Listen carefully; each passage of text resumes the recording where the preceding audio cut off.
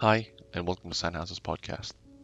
Here we will target the fourth evaluation question, which is directed at the technological side of Trabajo's production. I will go over some of the internet-based tools we used, including Blogger and Prezi, video editing software such as Adobe Premiere Pro, and a couple pieces of hardware we use for production. Harvey will then discuss the rest of the hardware, such as cameras used, as well as how interviews were arranged and lighting was set up. Last but not least, Kieran will go over the software that was used to create the postcard and website, as well as Trabajo's fonts and logos. I will begin by talking about Blogger, the primary platform that was used to document the evaluation of our products as well as our skills throughout the project. Blogger is an online publishing service that allows the creation of multi-user blogs with timestamped entries. Its compatibility with multiple image formats, YouTube videos, embedded Prezi presentations, and customizable text allowed our group to make records of numerous tasks, achievements, and logs regarding our coursework. The fact that it was online based and made all of our individual posts readily available for viewing by anyone on the net allowed for feedback and commentary to be made by our teacher and other students. This was a clear advantage to us, as mistakes and missing areas were pointed out and suggestions were also stated on several of our Blogger posts.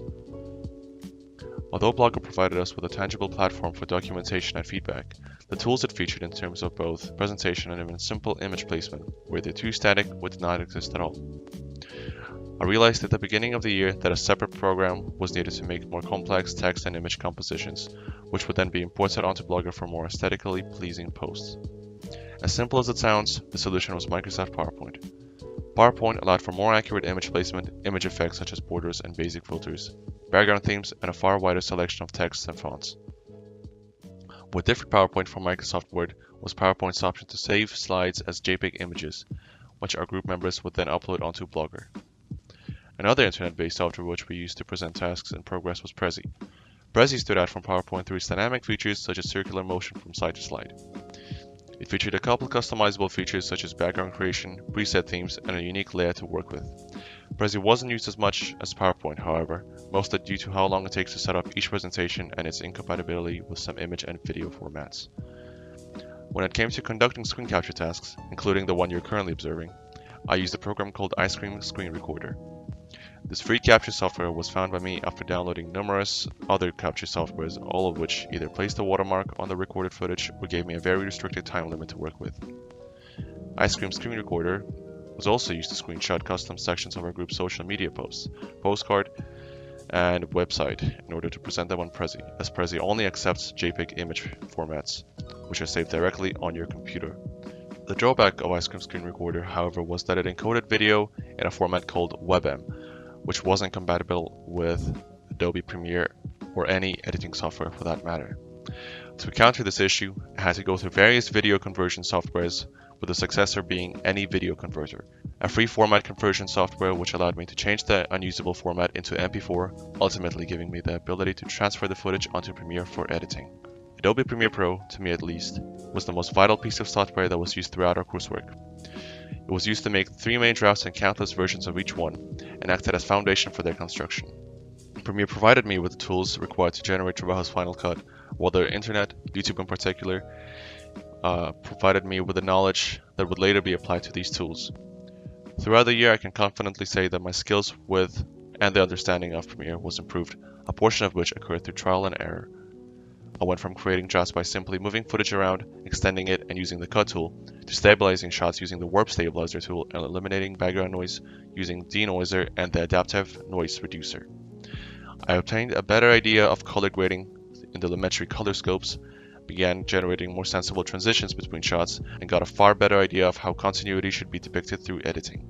The film's multiple soundtracks were found on YouTube by me. I aimed at lo-fi hip-hop beats that wouldn't distract the viewer from the film's narrative content, would resemble a relaxing environment, and would not be protected by a copyright license. After going through numerous beat tapes, I picked out a few which appealed to me and only had a Creative Commons attribution license which permitted reuse. After using an internet-based YouTube to MP3 conversion tool, I imported the soundtracks onto Premiere and mixed their audio gains to balance them against the voiceovers. External hard drives and USBs were used to hold the footage that was transferred from the school camera's SD cards through a school iMac, which would then be transferred onto my laptop's SSD.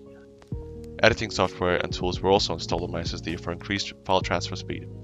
However, this caused a large memory use up towards the end of the project.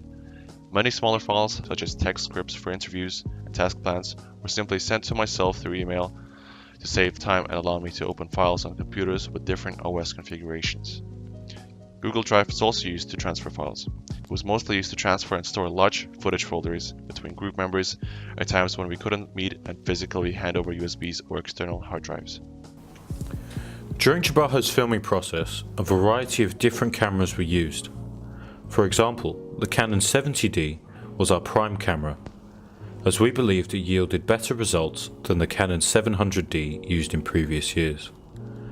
Using this camera allowed for clearer video and image, as the Canon 70D is a 15 megapixel camera and the Canon 700D is a 10 megapixel camera.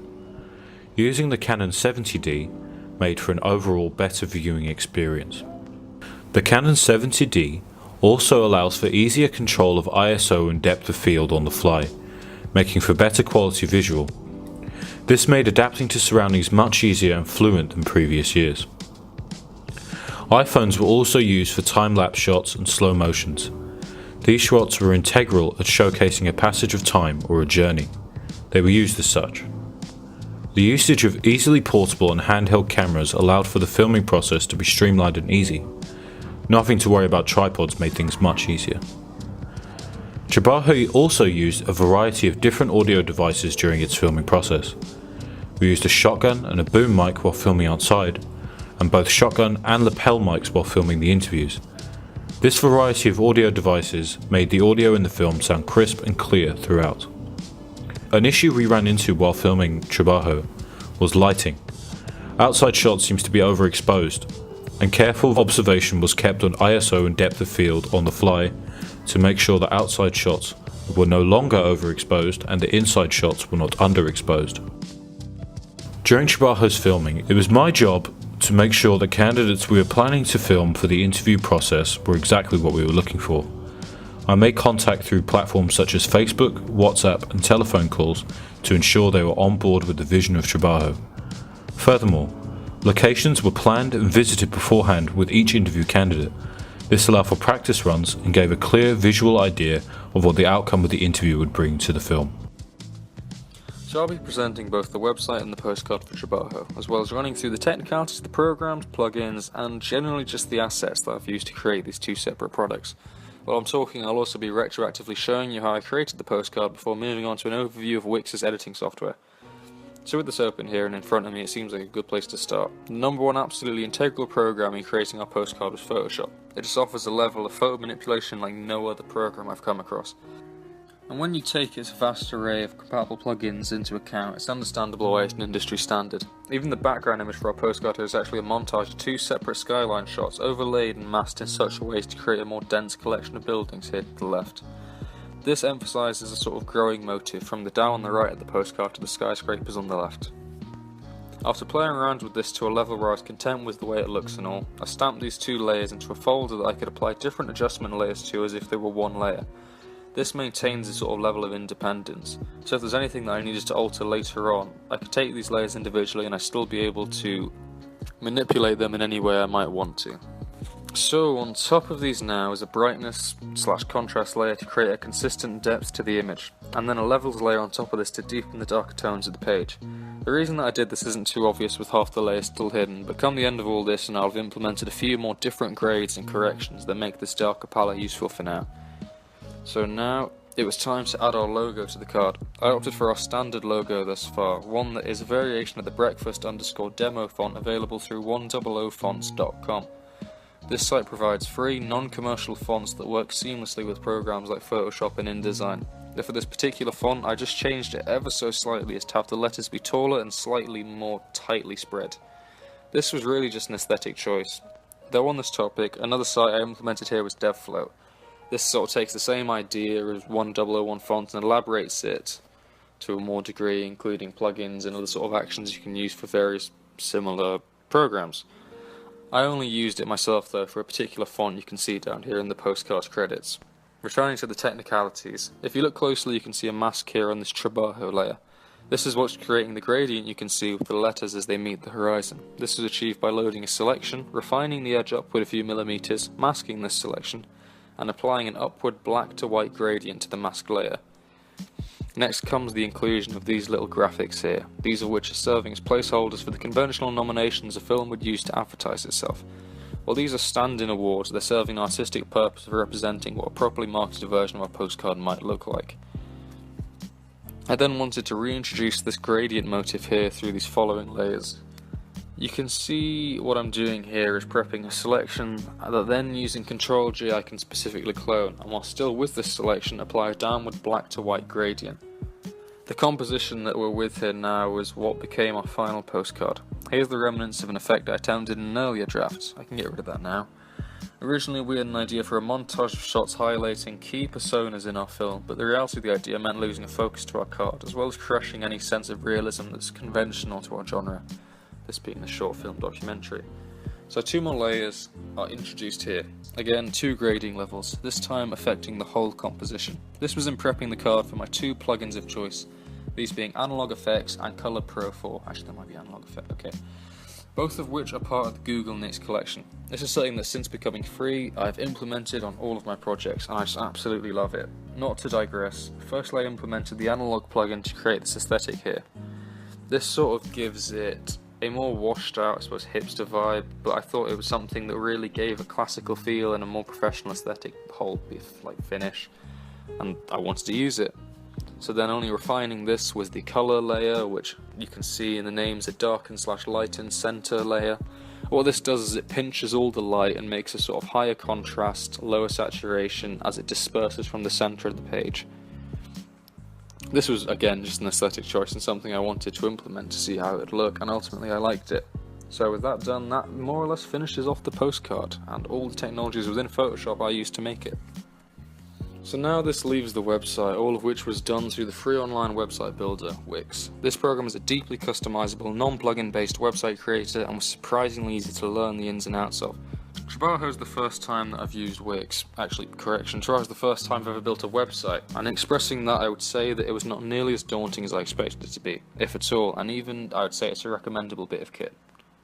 So now I'd just like you to show the editor as it is here on the screen and run through a few different things to give you a feel for how I made the website. First thing, that instantly when starting Wix it'll try and get you to set up the navigation of the page, which you can see along this bar here.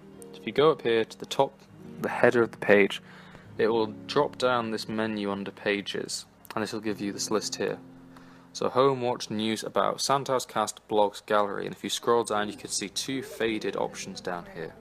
What this is showing you here is sort of an overview of the maneuverability of our website, and if I go into detail and explain it, you can see up here under home there's this sort of house-like symbol, and then 2 links, then about, then 2 links.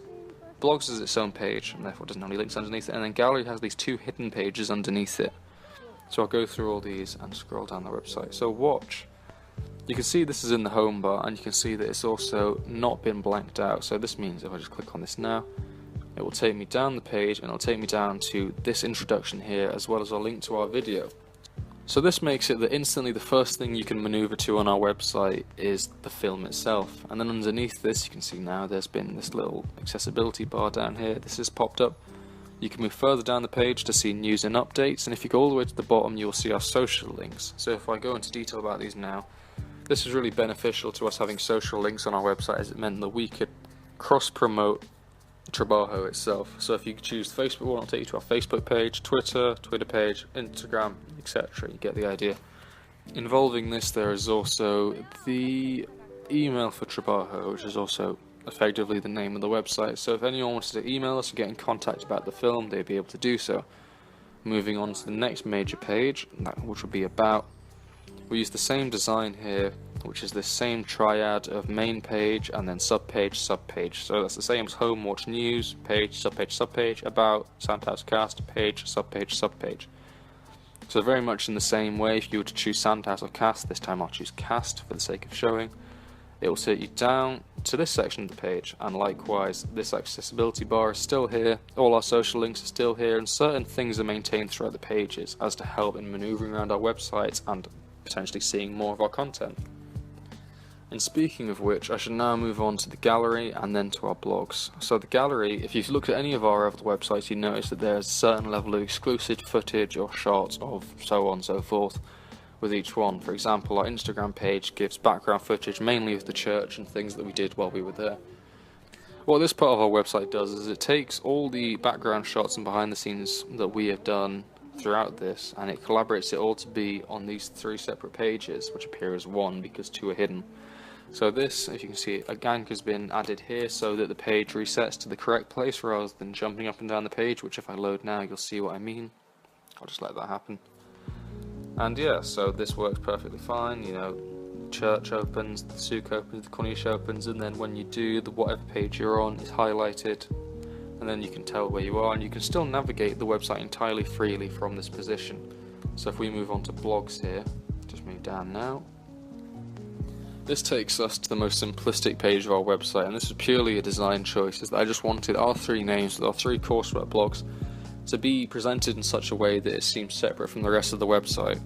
So when we wanted to make Trabaho and we wanted to produce Trabaho, we wanted to market it as if it were an actual film, and doing that, it felt a bit contradictory to include our blogs on our site, but we wanted to, nonetheless we wanted to, and that meant that we sort of made this design here.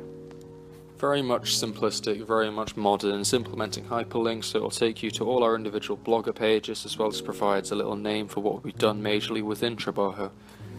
And then that, I'd say, just about rounds off what the website does and everything that we've done in creating it.